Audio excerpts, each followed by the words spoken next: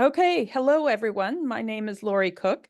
I'm one of the North America and Caribbean trustees for the International Association for Community Development. And today we are having a session that is a regional meeting, the first one maybe in a little while. And also joining me here is Hunter Goodman, who maybe Hunter, you can just wave. And she's another trustee for North America and the Caribbean. So this is the beginning of what we're hoping to be a regular series of sessions, meetings of the North American and Caribbean contingent, so to speak. But we also have members with the IACD from around the world joining us, and all IACD members are welcome. Just to review, the North American and Caribbean is one of the regions that the IACD includes. I'll just briefly try to remember the others. Hunter, you can help me if you remember better than I or if I missed something. But there is North Africa and the Middle East is a region. Sub-Saharan Africa is a region. Europe is a region. South America is a region. Oceania is a region, which I think includes like Australia, New Zealand, and the Pacific Islands, is my sense of that. I've only been on the board or as a trustee for a year, so I'm still a little new to this. So did I miss anybody? Any regions? Asia. Asia. There we Yeah. go. Of Cool. course. And that would Mhm. be a big one. There's a few Um, division there as well between East Asia, South Asia, and Southeast Asia. But oh my goodness. yeah, Okay. it's a Yeah, so the big one. Mm. IACD members and especially trustees are trying to have more regular regional meetings around the world. And Sub-Saharan Africa is the main one that's kicking our butt these days, I think. They're very regular. And there are lots of videos from these regional meetings around the world on the IACD YouTube channel. So if you'd like to check out other regions and see what they're talking about in relation to community development, please do that. So right now, I'm just going to go over the format for today's session. So we have a couple of guests with us, Wayne and Sobaz, who are brothers.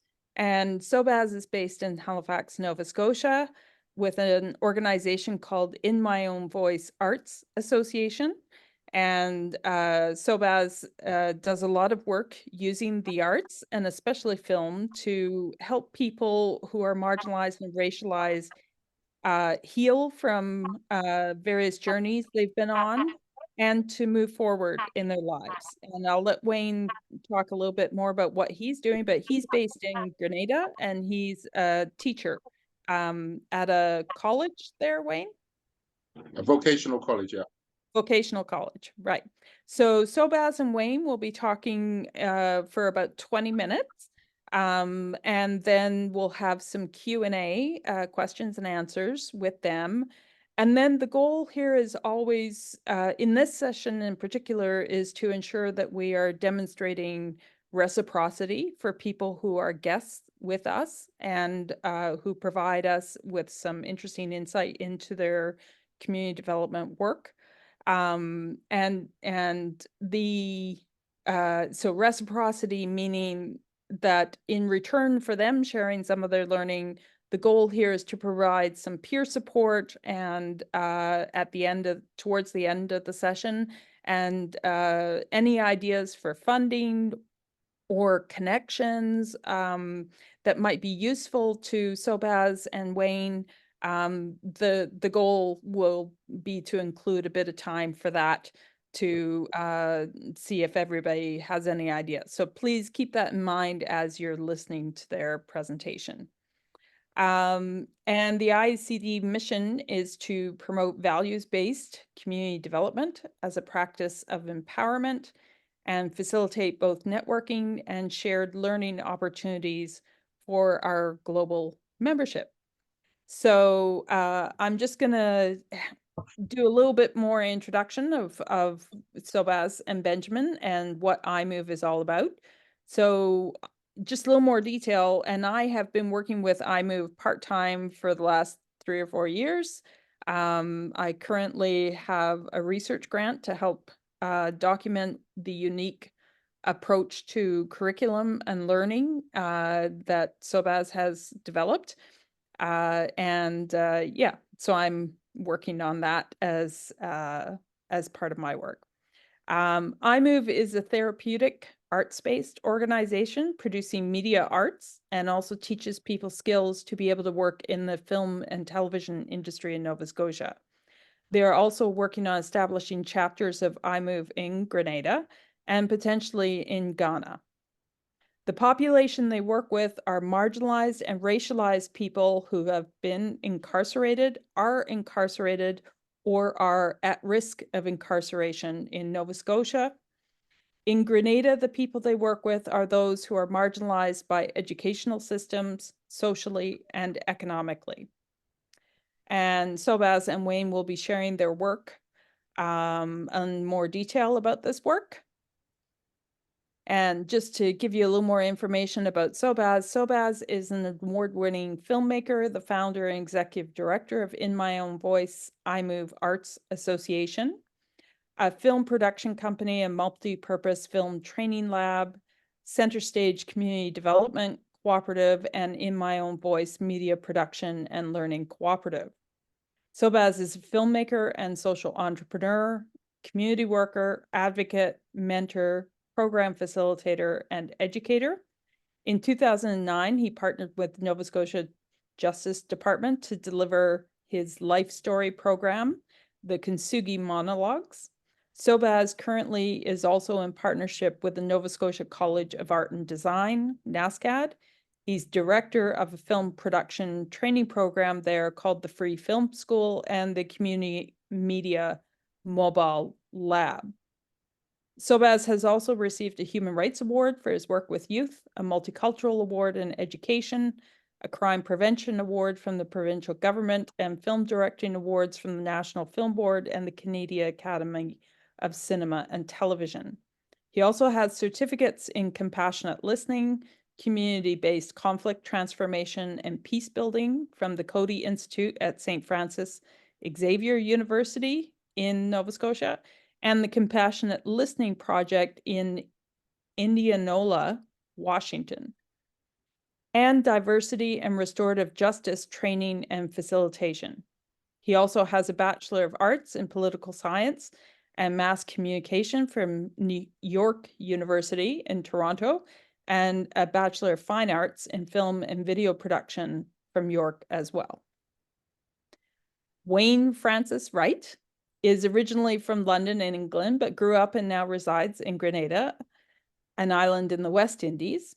And he has worked in the audiovisual and media industries in the UK and Grenada for many years. And he has also worked with and been an advisor to challenged youth, asylum seekers, offenders and ex-offenders, homeless, the disaffected, and other challenged groups within society, both in the UK and Grenada. He has worked in the media providing services, including production of daily news programs, journalism, cameraman, videographer, presenter, editor, sports programming, and presenting interviews and more.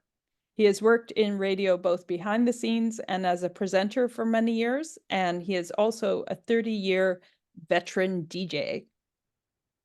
Wayne has been involved with youth work, working with marginalized, racialized, disaffected, incarcerated, and formerly incarcerated within his working life in the UK, and it is his fervent hope and intention to transpose a version of his brother Sobaz Benjamin's Halifax, Nova Scotia initiative In My Own Voice Arts Association iMOVe program to Grenada in conjunction with his own nonprofit organization and multiple social media platforms, Greens Exclusive. He has already started a radio element of the program in Grenada, doing 2 live shows per week, broadcasting simultaneously live on FM radio in Halifax, Nova Scotia, CKDU 88.1 FM, and live stream at ckdu.ca. and work has already begun to implement a fully operational training. So that's a little bit about what Sobaz and Wayne will be sharing with us today, and both of them. So welcome, Sobaz and Wayne, and I'll hand it over to you now. Thanks very much, Laurie. So 20 minutes is a long time to kind of listen to Wayne and I gibber and jabbering. So I hope what I'd love to be able to do is to kind of chunk it, like to do chunks. So maybe like, Wayne, I take on 5 minutes, you take on 5 minutes, and then see if there's any questions, concerns, or if you want us to just continue to proceed. But I'm very much into interactivity and dialogue is my favorite and my comfort place. And I want to make sure that the conversation or what we share is relevant and interesting.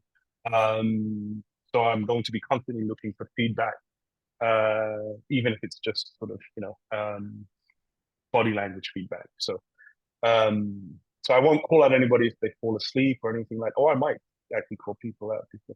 I'm just playing. Anyway, I'll jump right in. So it's a tough crowd. Yeah. So what I will say, I think the best place to begin is at the beginning, right? Is what they always say. So the genesis of In My Own Voice Arts Association. It really began as I was a film student at York and on my own healing journey. So, a lot of the issues that we deal with collectively around people who are in conflict with various systems, justice systems, health systems, community systems, you name them, right? Economic systems. Being able to, there's a collective,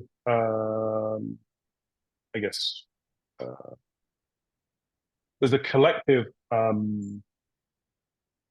impact, community-based impact, but that also has it translates individually also. So I think for me, the journey really began with my own attempts at working through my trauma personally. Someone who internalized a lot of what's called internalized racism or internalized oppressions around sort of, who gets to define who I am. And I this person that I see on the 10 o'clock news being slammed to the floor and being, arrested and put in handcuffs, and all of the images that we see, particularly, or we used to see. I don't watch television that much anymore, so but the images of Black men being in conflict with the various systems, and those systems in conflict with us as well. So internalizing that, is that who I am as a young person? And I was able to really come face to face with that and really come out on the other end of that as a film student, where I was turning the camera in on myself and exploring sort of things that that for me hadn't been explored anywhere else. I hadn't, and there was a lot of weight being carried around identity, around social status and value of self and family and community. So all of those things were worked through. I did a film called Weekend Warrior, which really enabled me to, that was an award I got as a film student through the Canadian Independence, through the Canadian Screen, those folks who do the Canadian version of the Oscars. I forget what they were called, but it's in my bio. But those folks gave me an award, and I was able to come to Nova Scotia with my wife and my young family at that time, and was able to find work through that award that I had received. And I was invited by the Justice Department because they had known about me and the film's work that I was doing. And the Justice Department here in town asked me to do a film about the inordinate number of African Nova Scotian males at the time who were being incarcerated. And so I thought to myself, well, yeah, I could do that, and a couple people would watch it, then it would collect dust on the shelf. Back then, it would have been CDs probably. This is back in 2007. So anyway, I said, could I do something a bit more with a bit more shelf life? And they said, sure, we'll propose something. And that's where the idea for In My Own Voice really came from. I thought to myself, I had taken this journey of healing through the arts, and I found it very effective. And I thought to myself, maybe it could be useful, maybe others could benefit from this type of approach. Fast forward, programs are programming like Kintsugi monologues, compassionate listening. These programs grew out of sort of like my own, like I said, attempt towards moving through trauma. And they resonated. Thankfully, it resonated with a large audience. People who had been through similar challenges. I haven't been incarcerated, but the work still resonates with a lot of people who have been incarcerated. So we continue to build on that. Currently, we've been able to take our social programming and our therapeutic programming around working through trauma. We've been able to take that and develop a industrial model. So in the city of Halifax right now, there's a real push towards diversifying the film and television industry. It's a bit of a golden era again happening in this neck of the woods. So a golden era around sort of trying to, again, have diverse voices in the media and diverse film and television, not only crew above the line, but below the line as well. Both below and above. So producers, directors above the line, as well as crew, camera people and gaffers and grips and those folks below the line.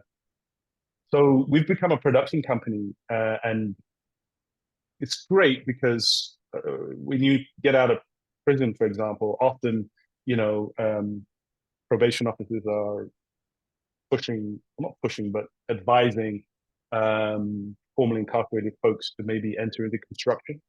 You find somebody who's willing to show you the ropes. So the entry is pretty, it's accessible, and you kind of do an apprenticeship so you can learn on the job.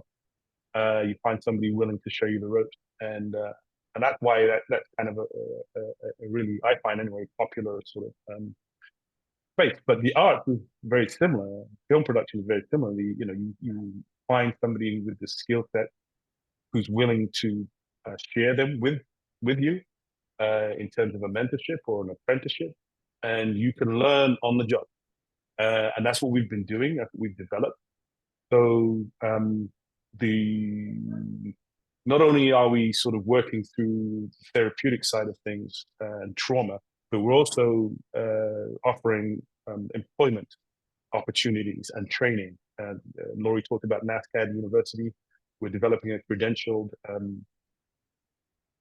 certificate so that our participants have something that they can show as part of what their learning is, so that they're able to market themselves in the industry and not just be dependent upon iMOVe to offer opportunity.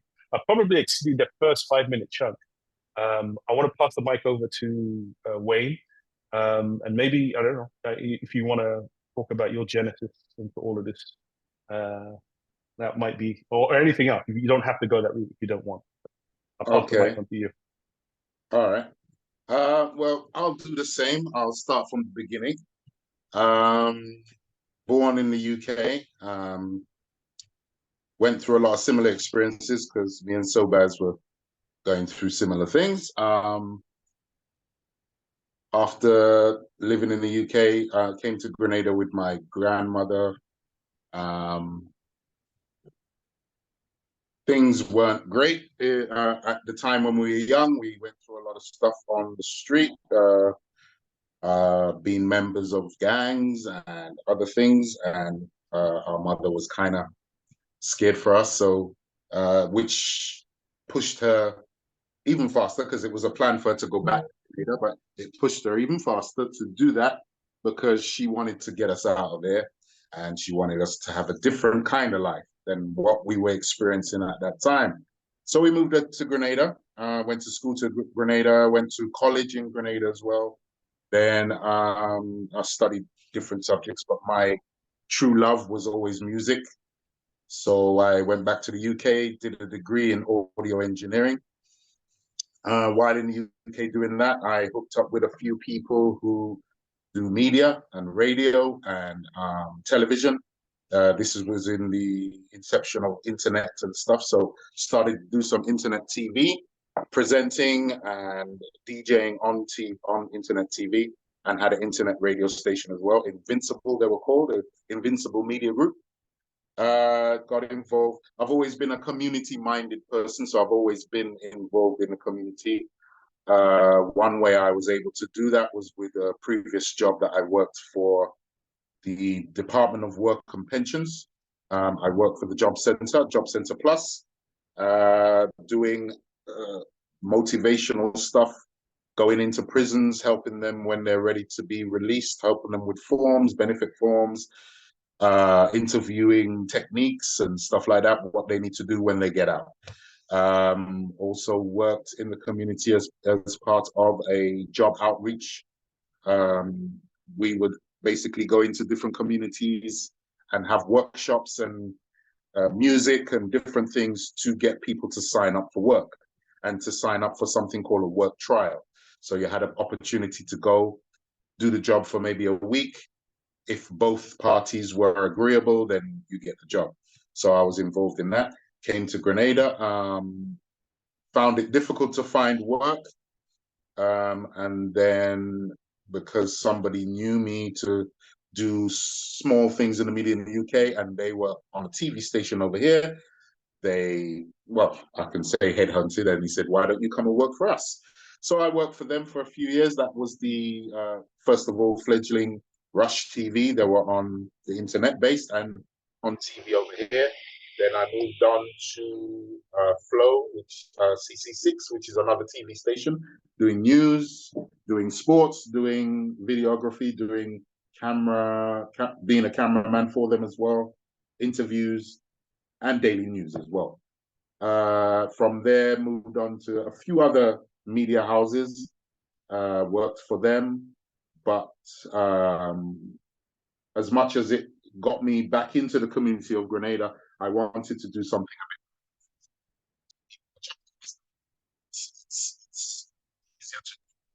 So Wayne, we're losing you a bit sound-wise. Yeah. Went a bit thin, I don't know why. Oh.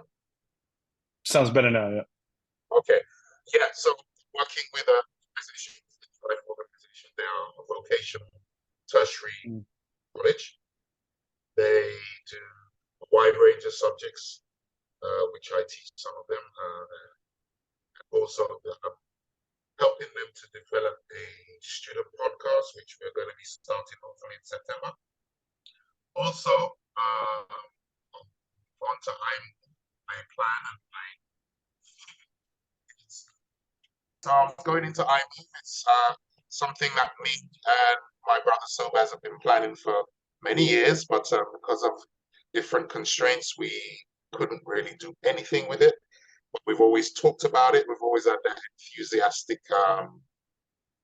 brainchild. So now, hopefully, things are happening where it could come to fruition. I've already started little programs over here, which was mentioned in the beginning. I'm doing a radio program.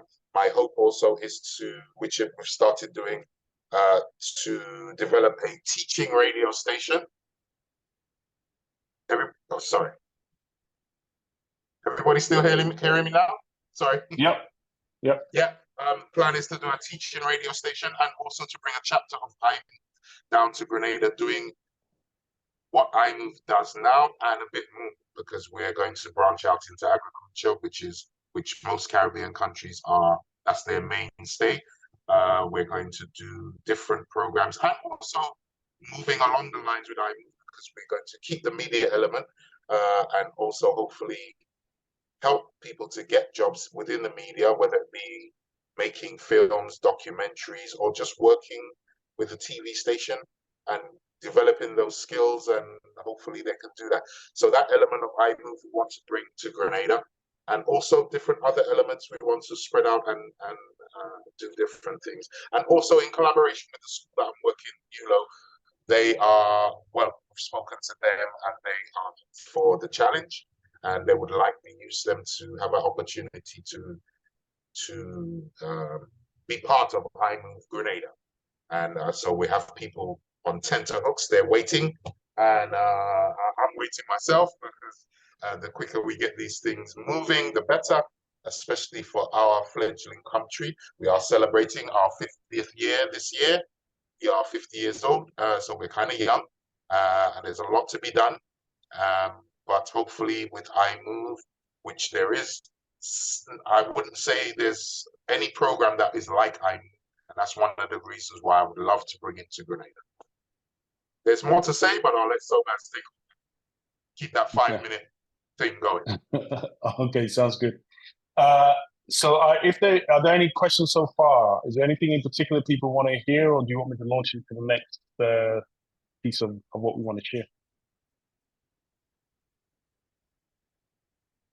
Okay, so I'm going to launch away. Thank you, Sean. So I think Wayne mentioned the collaboration and said that we haven't done much, but I beg to differ.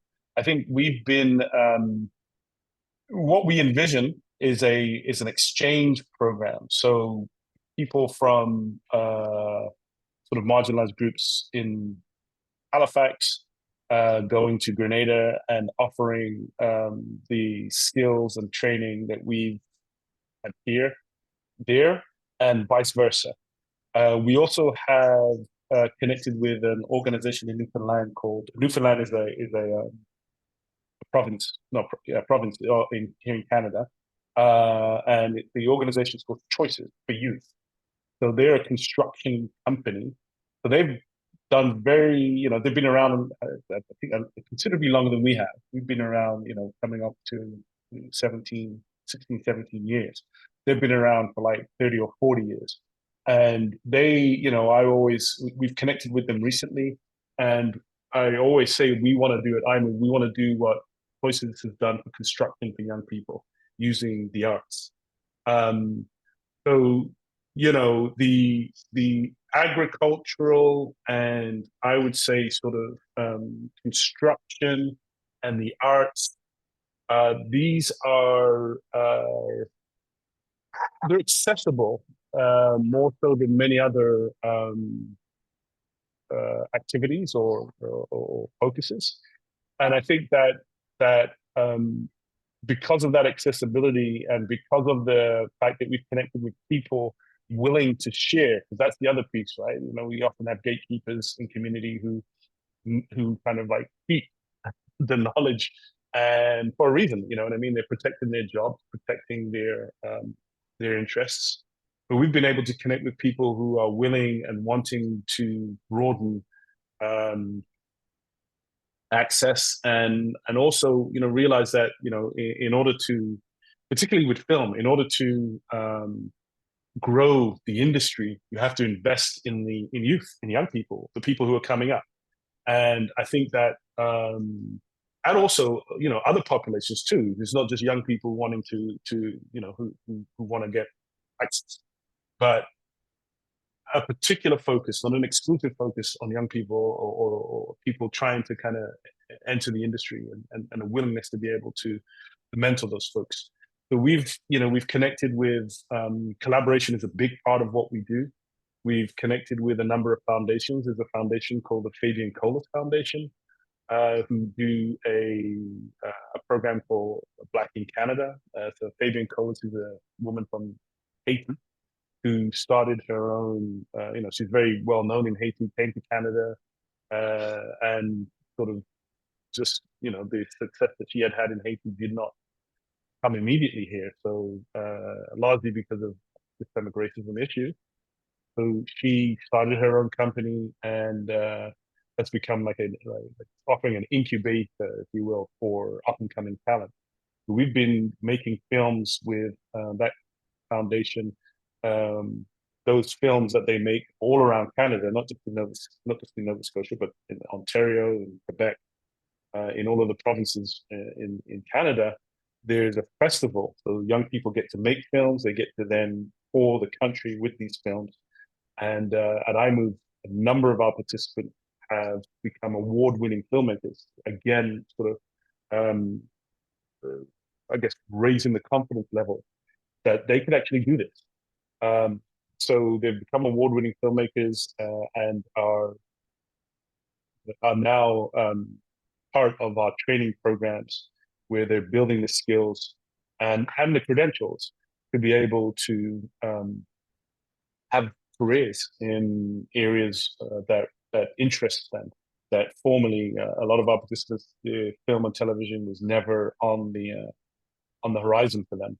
But I think collectively, we've figured out a way to be able to make that a reality.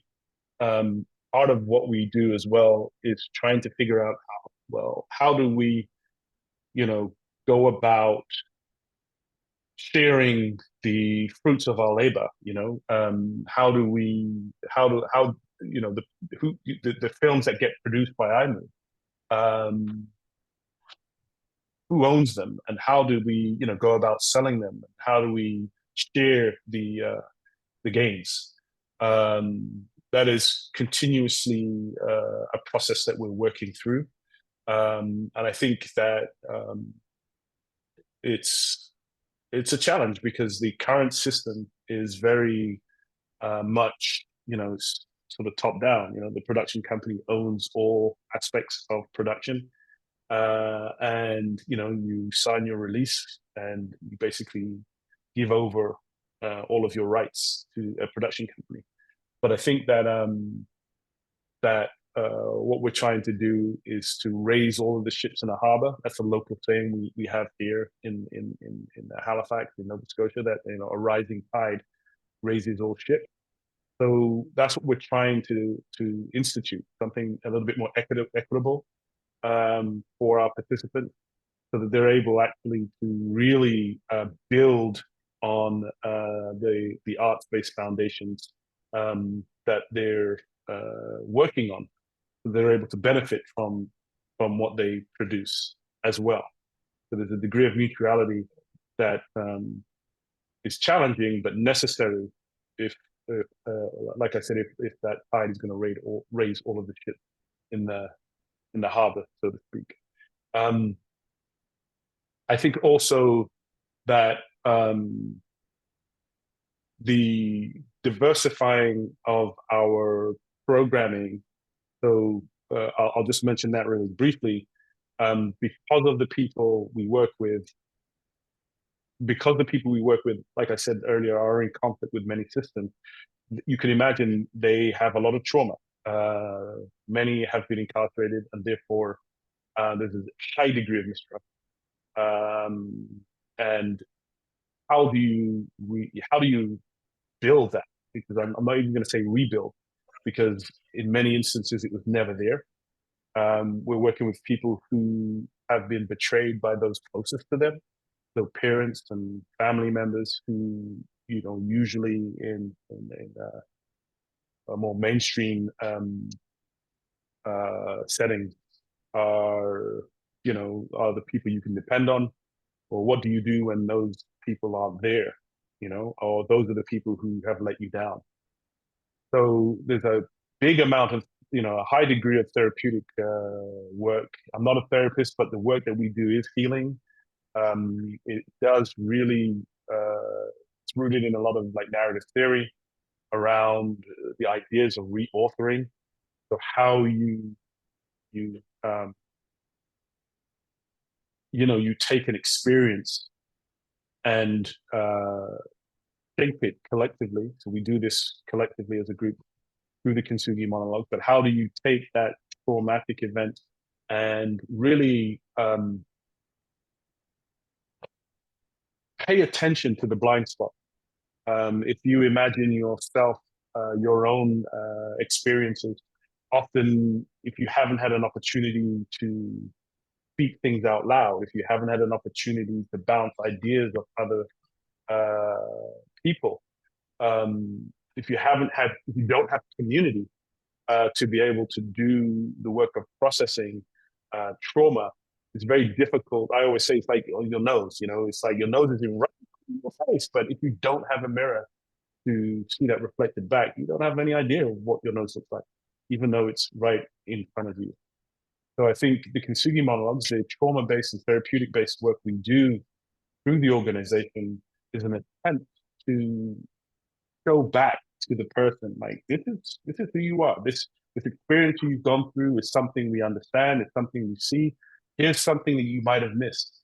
For example, we have a person who, when he was a child, he talked about how helpless he felt because his family was being split up, and he was in court with his younger brother and sister, and he said all he could do was hold them together, and how he felt so immobilized and weak because that's all he could do while the courts were doing the business of splitting them all up. And the group sort of reframe that for him because, you see that as weakness, but that's, your brother and sister, you kept them in that moment secure. And that's a source of strength. And that's something that they will never forget. And so something that you have spent all of your life beating yourself up about, the fact that you couldn't, keep your family together and all you could do was embrace your siblings, that was a moment of strength. As opposed to a moment of despair and weakness. And it's those sorts of blind spots and reframing that help people to kind of remember, if you will, the experiences that have marked them in negative ways and begin to see slightly differently. And, it's rooted in film work. So if you could imagine, this person we do a timeline and we connect these dots, and they get to speak back in front of a camera and produce sort of like an interview-based piece for themselves, like a mini documentary for themselves, where they're looking at themselves. So they're seeing that nose that they would not otherwise see, and begin to be able to, I think, see and begin to reauthor and reshape their identity. Because at the end of the day, it's the stories we tell that sort of, in a lot of ways, shape who we are. I'm going to hand the mic over to you, Wayne. I don't know if your microphone has improved. Are you hearing me now? Yep, I can hear you now. Okay. Leading on from that, everything that Sobaz has just spoken about, that's one of the, many of the main reasons that I would love to bring a chapter of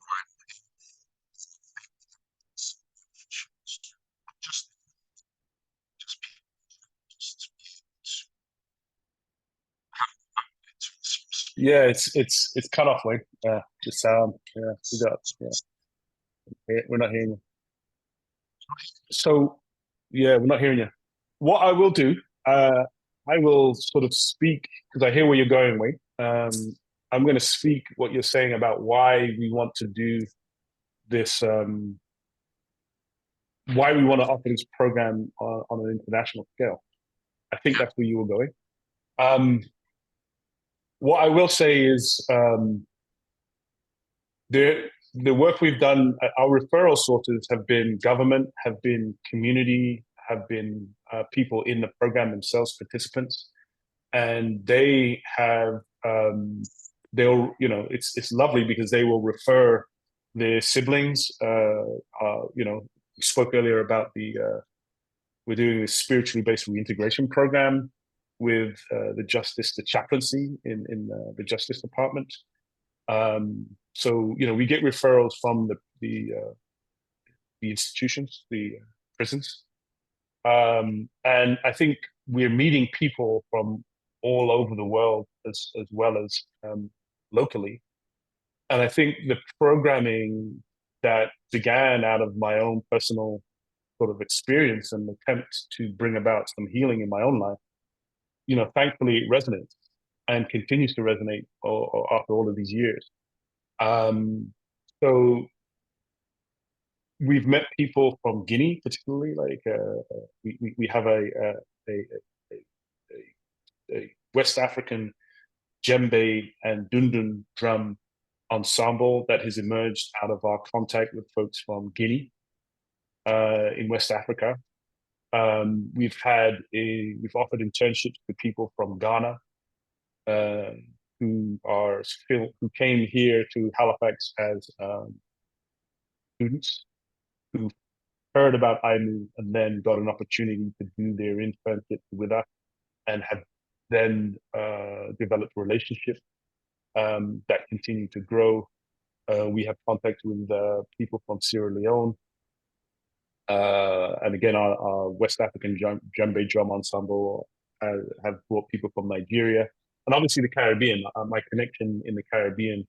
The reason why I think I'm so interested in Grenada is because, as you can see, I have my brother is almost like, he's a carbon copy or replica, if you will, of what I'm doing. And so I think that we have an institution in the Caribbean that is interested in the work we're doing. We have the institutions. Yes, indeed. I'm back. You're back. You sound a lot better. Good. So speak loudly. Maybe that's the thing that will make the difference. Did you want to jump in there? Yeah. So I was saying about the documentary series that I wanted to start. Obviously, it's been a bit challenging with work and finances, and nobody really wanting to sponsor something like that. But we have a saying, and I'm sure they have it in North America as well, giving people their flowers. But we tend to wait until people are dead until we give them their flowers. And there's so many community stalwarts, I'm sure in Halifax, and I'm definitely sure right here in my hometown of Guelph in Grenada, there's so many people who deserve to be emulated and bigged up, as we say. So I have it in the making, some documentaries, and also something similar to the Kintsugi monologues as well, to allow, in this case, young people to maybe talk about some of their pain, because in Grenada, I mean, everywhere it's not easy to talk about pain, but in Grenada it's doubly hard because we live in a society where when you do talk about pain and traumatic experiences, you're ridiculed, made fun of and whatever. But we're trying to change that and trying to do that in a private way where people who want to do it are able to express their pain and somehow find a way through it, because a lot of people are living with their pain, whether it be from childhood, whether it be from things now, but they're living with it, not having counseling is not, there are counselors obviously on the island, but it's not something that is well received over here, because people think when they talk, people are going to know, and they don't want anyone to know. And the Caribbean people have a way of talking about things, but it's not a helpful way. It's more of a derogatory way. So in that sense, we want to help people like that. And in my school, I come in, so since I've been there, I've encountered so many students who've come to me personally and talked about things that have happened in their families, things that have happened when they were younger, and they're still dealing with it now, and it affects their schooling, it affects their work, and it will be nice for them to. We do have a counselor in school, but it will be nice if they can privately be able to find an outlet for their pain and actually maybe record it and have it something that they can watch back and be proud of them sharing with others, and maybe and hopefully helping others with their story. Sobaz? Yeah, thanks, Wayne. I saw your note, Laurie, about time. So I think, there's a lot that's been said there. Do we want to open it up to questions, or? Yeah, that would be good. What do people want to do? Yeah, but why don't we try opening it up for some questions? Does anyone have a question? You can either raise your hand if you know how to do that on Zoom, or just wave your hand and I'll hopefully catch sight of you. Or you can put a question into the chat if you're not able to come on to video or use your audio or something. So is there anyone that has any questions for Wayne or Sobaz? I just want to say thank you. I think it's been you've done a great job of articulating both the beginning, but also the work now. And so thank you for telling your story in a way that's translatable globally. Thank you. Thank you. And I see Jim. Oh, sorry. Jim also has his hand up. Thanks, Hunter. Very interesting stories. So thank you very much to yourselves. I don't know whether it's so much a question, but I just wonder whether you've had the chance to observe some of the work done by a man called Ken Loach, who actually has produced some very interesting films in the same territory, you know, as you've coming of really allowing local people to tell the story through through film, and some of them are worth having a look at if you haven't had a chance. So there's one called I, Daniel Blake. A most recent one, relates to the Old Oak, it's called. And one of the interesting political things in the UK and England is that one of the parties fighting the general election has actually banned the people who are known to be sitting on a seat talking to Ken Loach about these things. So they've actually been suspended formally from the Labour Party. Wow. For raising these issues, formally suspended. Okay. Because they sat talking with Ken Loach about the kind of things that you link to the kind of things you're talking about. So it's a kind of serious issue that obviously the politicians feel that these kind of issues touch kind of hotspots in a way that shouldn't be allowed. Quite separate from that, you probably followed the information coming from England in terms of the postmaster strike, and it actually took a dramatized program on TV about the issue of postman strike to get the whole thing opened up politically, and it's really just exploded, just the kind of falseness of the system, with the way that the whole thing was processed. So again, the importance of film, the kind of engagement of people. So it's not so much a question, but just an appreciation of some of the things you were saying, that how they really affected us here, in a kind of political way, as well as a learning way. Yeah, no, that's great, Jim. I don't know Ken Loach, but I think I can totally relate to sort of, it sounds sort of, people telling their stories sounds kind of nice. And then you have people when they start to tell those stories and you sort of begin to see that, because people are working through trauma, those stories become quite powerful things. And we know, in churches, testimonies are powerful things. And, in psychology, they talk about the talking cure. So I think, and storytelling in general is the way we make sense of the world. So, I mean, you remind me of a person who has passed now, who is very much interested in talking about her experiences going through the foster care system and the going through their youth borstal kind of like settings. And when she began to talk about that experience, because she was empowered in a lot of ways, through the work of the Kintsugi monologues, you know, community services became very nervous about what she had to say. And we met with community services, and you know, they were quite concerned. But again, this was part of a woman's journey who had found her voice. I mean, the organization's name is In My Own Voice. It's not an accident. It's called In My Own Voice. And I think, you know, when she began to tell that story, made a lot of government people nervous.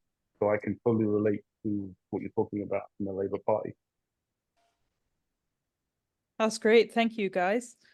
Anyone else have a question for Sobaz or Wayne, or a suggestion for either connections that might be helpful for their work, or resources or funding that could be helpful for this work, whether in Canada or in the Caribbean, in Grenada? Yeah, I'll just open it up, and either questions or suggestions. Yeah, I was just Dawn going to has his hand ask. up. I was just going to ask Wayne and Sobaz, is for the work in Grenada, is there any regional funding for this type of work, or do you have to, or it's more you have to look a bit further and look at some international funds or even Canadian funds? Wayne, do you want to talk a little bit about some of your adventures regionally? Oh, maybe he's not there. Okay. So we've been trying to, you know, Office of Global Affairs. We've been trying to kind of locate funding sources locally in Canada. It's a bit of a challenge. Regionally, you know, Wayne was approached by a organization. I think they were in Germany actually, but but they were doing work in the Caribbean, and that was an interesting. And it's not over by any stretch of the imagination, but I think that, you know, we haven't identified. And it's hard only because we're still trying to manage the work here, trying to find the capacity to be able to, you know, not only make sure that our funding locally is secured, but then being able to broaden that funding internationally. So it's been challenging. So I would say no, we haven't really found our sponsor, if I'll put it that way. Yeah, Sobaz, you and I have talked about this, but I think for the work, especially in Grenada, because there's a strong agricultural element, adding a bit of a climate lens might open up some possible avenues for funding, because there is for obvious reasons a lot more funding right now for climate work, climate adaptation work. So that's something to possibly explore. Mm-hmm. And I think, I mean, the challenge for us too is sort of like, you know, I think is thinking about how, you know, art-based work can, well, I mean, it's not a hard stretch at all, because I think particularly the construction piece and using sort of sustainable practices around construction and agriculture definitely lends itself, like you're saying, Sean, to sort of environmental improvements or programming. So I think, you know, our expertise, or my expertise, really is media related, and building the expertise around the other areas. We're slowly but surely doing that. Like I said, Choices have been doing in construction many years what we've been doing in film. So I think it's just a matter of time before the pieces fall in place. But yeah, but I think it's very well. I remember our conversation about the environmental side of things. Is anyone hearing me? Yep. You can hear you. Okay, I'm having some major issues with this phone, and it just keeps going in and out. So I'm here, but yeah, I'm having some major issues here. No worries, Wayne. And I wanted to touch on Grenada, the Well, do it sorry, while you can. Do it while you can. Jump in. Yeah, the gentleman was asking about if there's other agencies. There are agencies that provide funding, but there's so many people in the Caribbean that are asking, and the pot is small. Different agencies come on board every year, and some take their support elsewhere. So there are, but it's hard to get them. So we do look internationally for funding. Not that we get much of it, but at this point, that's what I'm kind of trying to do, to sell the iMOVe product and idea, and hopefully someone would help us in whether it be financially, whether it be with just technical support or whatever, you know, because there's so much things that we would like to do, but everything costs money, as everybody knows. Especially the element that we're trying down here with the media element, the radio element, the podcasting element. All these things take equipment. All these things take most equipment, time, and personnel. And that's what we need at this point. That's the point we're at now. There's a lot of things that are just waiting to pop off or get started. And where local funding is non-existent. Government are interested, but like everywhere else, their money is limited as well. So we're looking for international help, whether it be technical, financial, whatever it may be. Yeah. Sobaz, I wonder if you want to take an opportunity to speak to the connection that you have with Ghana and any ideas you have for potentially doing some work on in that area of Africa. Yeah, I mean, there's two countries really that are of interest, or that we have connections to. Is Guinea, is one particular location. I have my djembe teacher is a guy by the name of Amara Kante, who's considered like a very master djembe bowler. And he's out of Guinea. And the connection we have in Ghana is related to, again, two young men who came through as interns at iMOVe. They did their interns at iMOVe. And now they have their own production companies rolling, which is like really satisfying and gratifying to see. That, you know, the seeds that were planted during their internship, one person in particular had no background whatsoever in film and video production, but now is has run a production company right in Halifax, but also has contacts in Ghana. So I think, you know, these ideas are aspirational, and I think the reason, again, why Grenada has been sort of like a main focus is because there's so many pieces of that puzzle in place. Wayne talked about the institution, there's the college there, there's also the New Life organization. We've met with both have voiced interest in the iMOVe model. We have, you know, a reliable, you know, we have a property there that can be converted into a studio.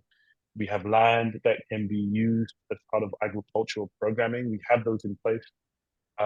We have, you have a person who can lead the organization in Wayne, you know, there, and has contact with other media folks on the island. So there's a lot of the pieces already in place in Grenada that make it possible to accelerate the program in a way that maybe in Ghana, although we have people, you know, we don't have the sort of like, you know, a location, for example, you know, where could we set up a studio in Ghana? You know, a lot of the folks are working from, you know, the basement studios, right?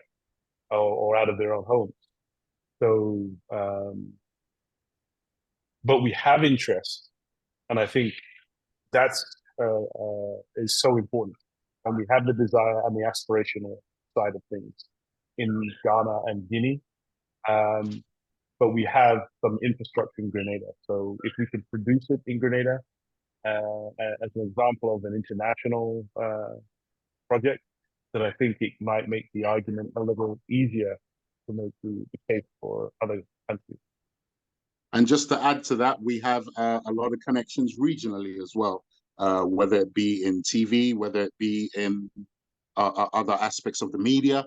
I've spoken to some regionally. There's a lot of people who'd love to be on board, even coming over to Grenada to give of their time and their service. It's just a matter of getting everything together and getting the ball rolling. So we do have regional interest. Maybe not the support part, but the interest is there.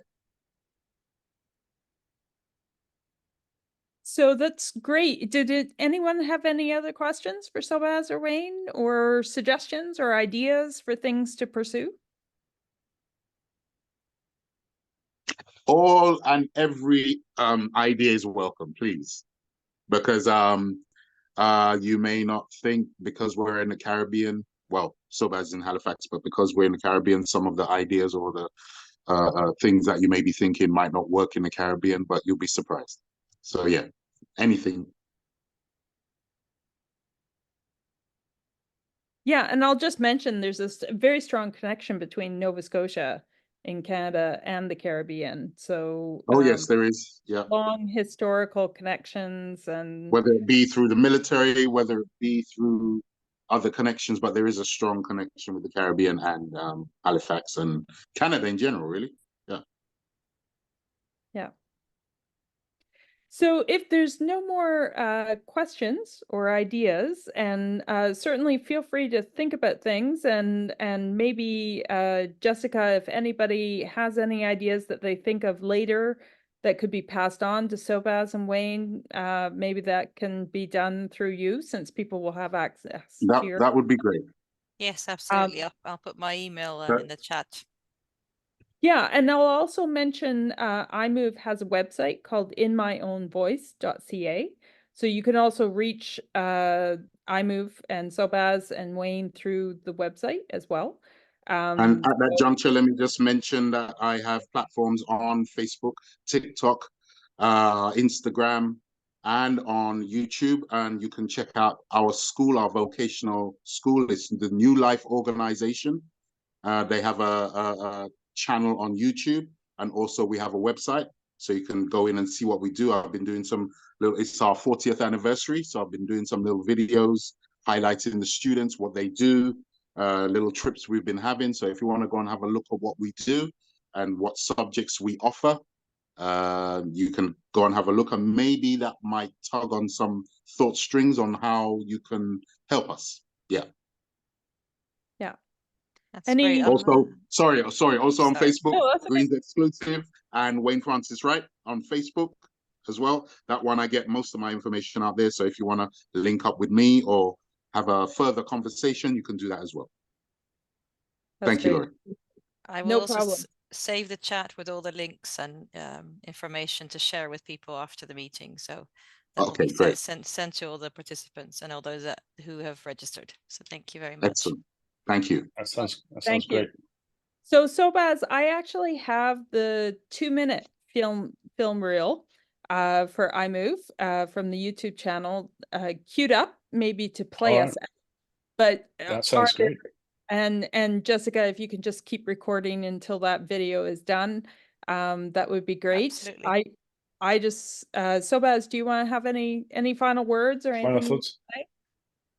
Well, I think I'm glad that we've just been able to kind of sit and share, really. I think, you never know what the seeds are that get planted, and, you don't expect any crops if you haven't planted any seeds. So I'm grateful. Exactly. I'm grateful for the invitation. I think that, the program is broad. And I think, one of the things that I'm really, happy about is that we're responsive and flexible. So, as Sean was saying, there's an environmental piece that can be developed out of the work that we're doing. And so being able to, see a thread that can be reinforced and built upon. Because media is not everybody's thing, right? Not everybody is into media. That's it. So yeah, I'll just leave folks with that appreciation. And I think, you know, the real, you know, it's people telling their stories, I think, is a powerful way. And it's not just through film, we do radio production, music production, theater. But storytelling, we found to be a very useful therapeutic and industrial approach to social community development. Yeah, and I would just add, in my experience working with iMOVe, there's tremendous power, which you're going to see in this reel, of a little bit of the films that our individuals do, talking about their own lives and their own stories, and through the programming Kintsugi monologues, which is unique to iMOVe, being able to reauthor and look at their lives in different ways, but also to tell community stories. And that's where I see a potential connection, like Sean mentioned, with the environment, being for people in Grenada and Nova Scotia to be able to tell stories about their communities and maybe some of the challenges that they're facing because of climate change, and what's going on in their communities. Those are also really powerful stories, is the stories of community, that people learn the skills to tell their own story, but then they also have these skills to be able to tell other stories that are important in their community, which is one of the things I thought is really powerful about the programming that Wayne and Sobaz are doing. So we just have a couple of minutes left. I'm just going to say thank you everyone for participating and showing up today. And I'm going to share screen and show a film, the film reel from iMOVe, and hopefully it will work. Again, this is a regional meeting for the International Association for Community Development, the North America and Caribbean region. We will be having more meetings in the fall, so certainly find us on LinkedIn or on the website, IACDglobal.org, and to sign up and get more information about what's going to be coming up in the fall. Okay, thank you very much, everyone. And I'm just going to share screen here, and hopefully this will work to play us out.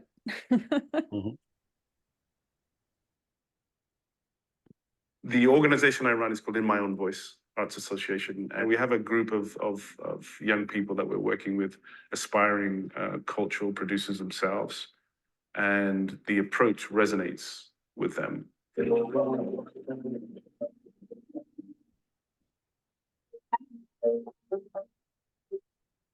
I wonder how bad it looks.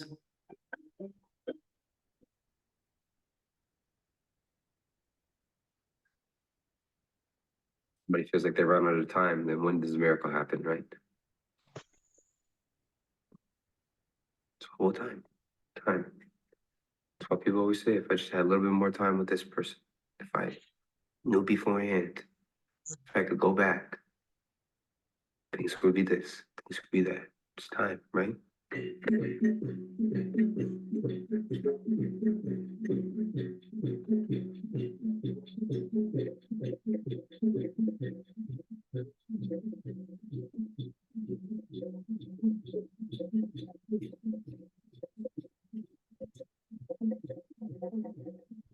Since the fact that I was pregnant while I was building the boat, I'm eventually gonna bring Zakai down there, my son, and be like, hey, I'm gonna show you something. You see those boats over there? I built those while I was pregnant for you. I know he went through the same things I went through, but just worse. I know he went through a lot worse things. I feel like every kid needs two parents. Yeah. You guys never had that. I was there at the time, but then I was always gone. This is such a special opportunity for us to be together, thinking about these things. as a national platform.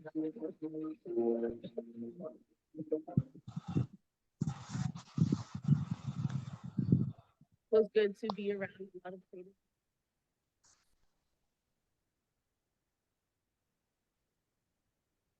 Okay, and that's the end of our session. Thanks very much, everybody. Thanks, everybody. Thanks, everyone. Take care. Thanks, everyone. Thanks for Take listening. care. Thanks for giving us your time.